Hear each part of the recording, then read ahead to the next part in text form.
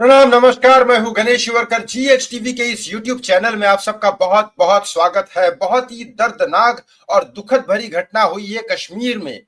Yes, जो लोग कश्मीर को देखने के लिए, वहां के खूबसूरती को देखने के लिए, महसूस करने के लिए वहां पे टूरिस्ट बन के गए और उनको सिर्फ इसलिए मारा गया क्योंकि वो हिंदू थे। यस, इसलिए अटैक हुआ कि क्या आप हिंदू हो, और उनको मार दिया गया। ऐसा बुरा व्यवहार होने के बाद भारत क्या करेगा? जहां पे प्रधानमंत्री नरेंद्र मोदी जैसे हो, अमित शाह जैसे हो, वो लोग क्या करेगा? घर में घुस के मारेंगे ना। वही किया, वही किया। बहुत बुरी तरीके से उन्होंने अटैक किया। जबकि ये लोग अटैकर, आप सबको भी पता है कि मुसलमान जो जिनका माइंड वॉश किया जाता है पाकिस्तान में और जिनको यहाँ भेजा जाता है मारने के लिए, लेकिन कोई ना कोई देश के, हमारे ही देश के डिफेंस के हो या कहीं से भी हो या गांव वाले हो, वो कहीं ना कहीं मिले होते हैं गद्दार, जिनको आने की वजह से यहाँ पे एंट्री मिलती है उन आतंकवादियों को अंदर आने की, और ये कांड करते हैं। लेकिन ये कांड मोदी के राज में ही क्यों होता है, ये भी आपको बताऊंगा। सारी चीजें बताऊंगा, ये क्यों होता है, क्या होता है। और वो 4 आतंकवादी जिनको स्केच बना चुके हैं, वो 4 आतंकवादी कौन है, ये यहाँ पे दिखाऊंगा। किस तरह से घर में घुस के मारा, ये सब दिखाऊंगा। सारी चीजें मैं आपको बताने वाला हूँ एक एक करके। बस एक रिक्वेस्ट जरूर करता हूँ, प्लीज हाथ जोड़ के प्लीज इस चैनल को सब्सक्राइब कर लीजिए। इस वीडियो को लाइक और शेयर करना ना भूले, क्योंकि हर एक हिंदुस्तानी तक ये बात पहुंचनी चाहिए। और ज्यादा से ज्यादा शेयर करोगे तो पाकिस्तान तक भी बात पहुंचनी चाहिए कि हिंदुस्तान आज भी कभी भी जवाब तुमको दे सकता है, नेस्तनाबूद कर सकता है, लेकिन सिर्फ इंसानियत के नाते अब तक तुम बचे हो।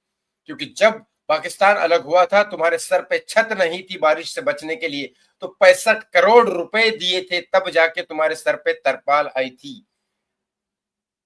बरसात से बचने की तुम्हारी औकात नहीं है और गोलीबारी की बात करते रहते हो हमेशा। शर्म करो थोड़ी। और ये आतंकवादी क्यों भेजे गए हैं? मोदी के राज में ही क्यों भेजे जाते हैं? क्योंकि मोदी के राज में यहाँ के मुसलमान भी अच्छे से जिंदगी जी रहे हैं।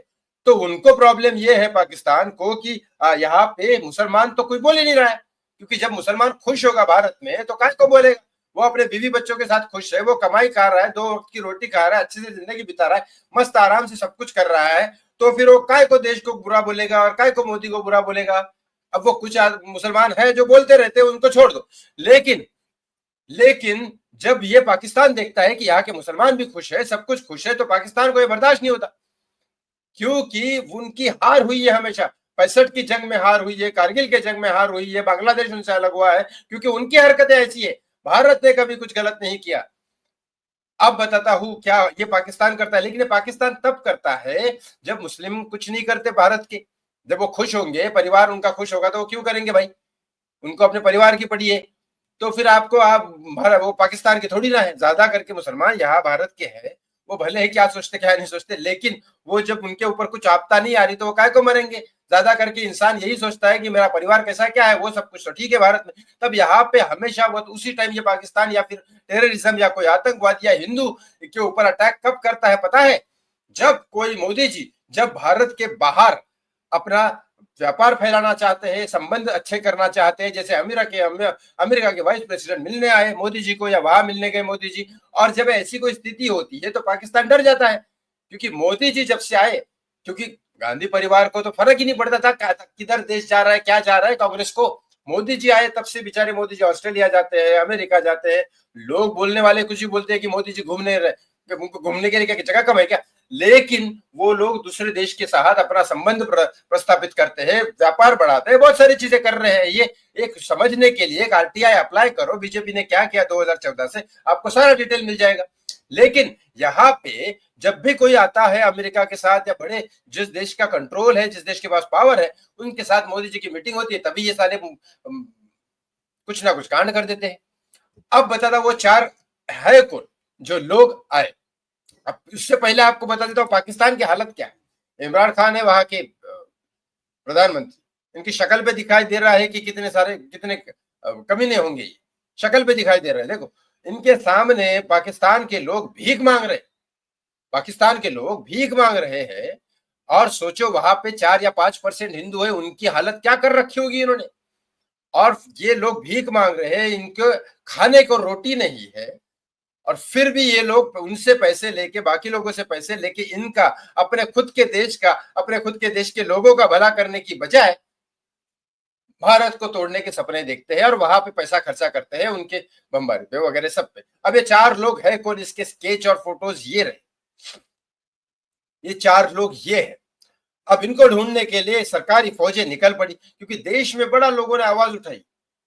वो कोई भी हो, बड़े से बड़ा आदमी हो, छोटे से छोटा हो, सोशल मीडिया पे हर कोई बोल रहा है कि मोदी जी खत्म करो इनको, खत्म करो इनको, जो आपने सर्जिकल स्ट्राइक में कर दिखाया वो करके दिखाओ, ये होना ही चाहिए। हिंदुओं के ऊपर अत्याचार है, भारत के ऊपर एक बहुत बड़ा सवाल है, भारत की डिफेंस के ऊपर बहुत बड़ा सवाल है, करो इनको खत्म। तो पुलिस फोर्स लग गई, पूरे पुलिस फोर्स नहीं, डिफेंस फोर्स लग गई पूरी की पूरी। तो गली गली उधर उधर इधर उधर जाके 450 लोगों को उन्होंने पूछताछ की और सबको पूछ पूछ के सब लोगों से स्केच मंगवाए, स्केच बनवाए, इन लोगों के फोटोज निकलवाए।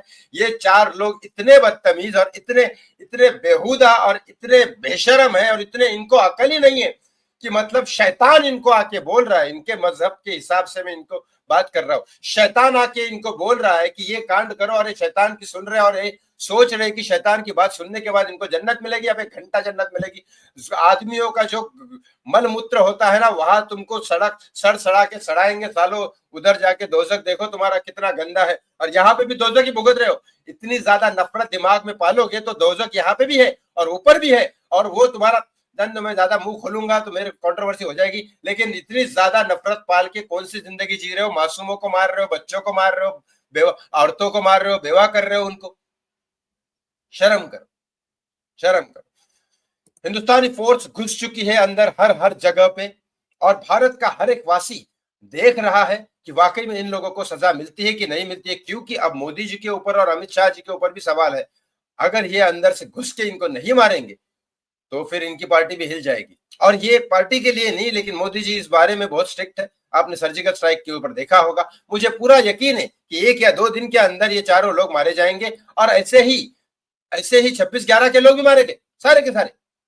कसाब को जिंदा रखा था सिर्फ इसलिए कि उनकी लाशें जब वापस की तब पाकिस्तान ने लाशें भी नहीं ली। इतना तो हरामखोर है पाकिस्तान, उनकी जब लाशें वापस की, उनके जवानों की भी एक बार जब लाशें वापस की इन्होंने, तो जवानों की लाशें लेने से इनकार कर दिया इन लोगों ने। इतने कमीने हैं कि अपने जवानों को जवान नहीं मानते ये लोग। इतने हरामखोर है कि ये देश किस तरह की मानसिकता लेके पैदा हुआ है पता नहीं है मुझे, लेकिन मैं अब ज्यादा बोलूंगा तो कुछ ज्यादा ही हो जाएगा। केस वेस कर देंगे पाकिस्तान वाले। मैं तो कहता पाकिस्तान से कभी डरता नहीं है। मैं पाकिस्तान के प्रेसिडेंट को भी बोलता हूँ, प्राइम मिनिस्टर को भी बोलता हूँ, हरामखोर हो तुम लोग। कैसी कौन सी कुरान पढ़ ली तुमने जो इतना आतंकवाद फैला सकते हो? तुम लोग ऊपर भी दोजक में सड़ोगे, सड़ सड़ के मरोगे, शैतान के पैरों के नीचे आके सड़ सड़ के मरोगे सालो। बच्चों को मारते हो। ये वीडियो को शेयर जरूर करेगा। बहुत बहुत धन्यवाद। जय श्री राम।